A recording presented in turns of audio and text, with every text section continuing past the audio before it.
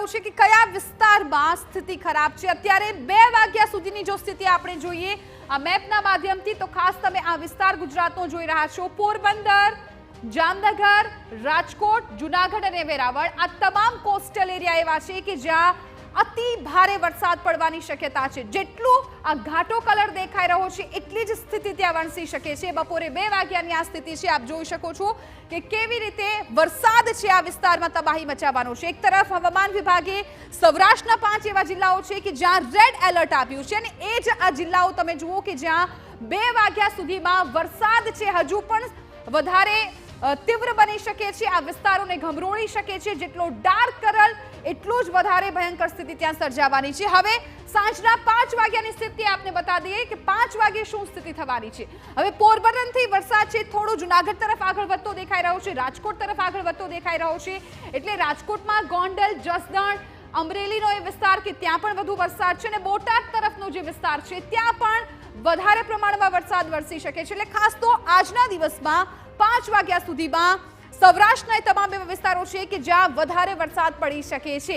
સાંજના 5 વાગ્યાની આ સ્થિતિ થઈ શકે છે।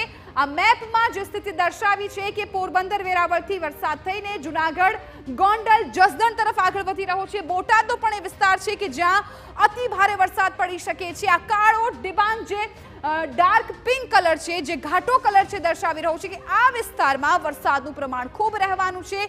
ભારે પવન સાથે વરસાદ છે આ વિસ્તારમાં પડી શકે છે। પહેલા 2 વાગ્યાની સ્થિતિ બતાવી હતી, ત્યારબાદ 5 વાગ્યાની આ સ્થિતિ છે અને હવે આપ જોશો કે રાતના 8 વાગ્યે ગુજરાતના કયા જિલ્લામાં વરસાદી માહોલ રહેવાનો છે। તો જે વરસાદનું જોર છે ધીમે ધીમે આગળ વધી રહ્યું છે।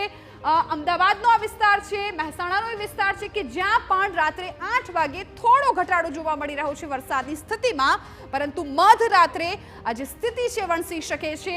8 વાગ્યાની આસપાસ વરસાદી માહોલ થોડો શાંત અહીંયા દેખાઈ રહ્યો છે। જે પ્રમાણે કલર દેખાઈ રહ્યો છે અમદાવાદ, વિરમગામનો એ વિસ્તાર છે, થોડો અહીંયા ભાવનગર તરફનો જે વિસ્તાર છે ત્યાં વરસાદી માહોલ અહીંયા જે પ્રકારે આ મેપમાં દેખાડી રહ્યા છે એ પ્રકારે થોડો ઘટશે, પરંતુ ફરી મધ્યરાત્રે વરસાદ છે જોર પકડશે અને ભારે પવન સાથે વરસાદ છે આવવાની શક્યતા છે। એટલે 8 વાગ્યા સુધીમાં કંઈક આ પ્રકારની સ્થિતિ રહેવાની છે। ત્યારે જો સૌરાષ્ટ્રની વાત કરીએ તો સૌરાષ્ટ્રમાં જામનગરનો વિસ્તાર છે, દ્વારકાનો વિસ્તાર છે, ત્યાં થોડો વરસાદ પડી શકે છે કેમ કે ત્યાં થોડું ડાર્ક કલર દેખાડી રહ્યા છે 8 વાગ્યાની સ્થિતિ પ્રમાણે। અહીંયા તમે આ જુઓ દ્વારકાનો વિસ્તાર છે, કચ્છનો વિસ્તાર છે, અહીંયા કચ્છનો વિસ્તાર, ગાંધીધામ, જામનગરનો વિસ્તાર છે। આ જે જિલ્લાઓ છે ત્યાં રાત્રે 8 વાગ્યે વરસાદ ભારે રહેશે। તો બીજી તરફ અમદાવાદ તરફ જો આપણે જોઈએ તો અમદાવાદમાં રાત્રે 8 વાગ્યાની સ્થિતિમાં વરસાદ છે થોડો ઓછો થશે, પરંતુ મધ્યરાત્રિએ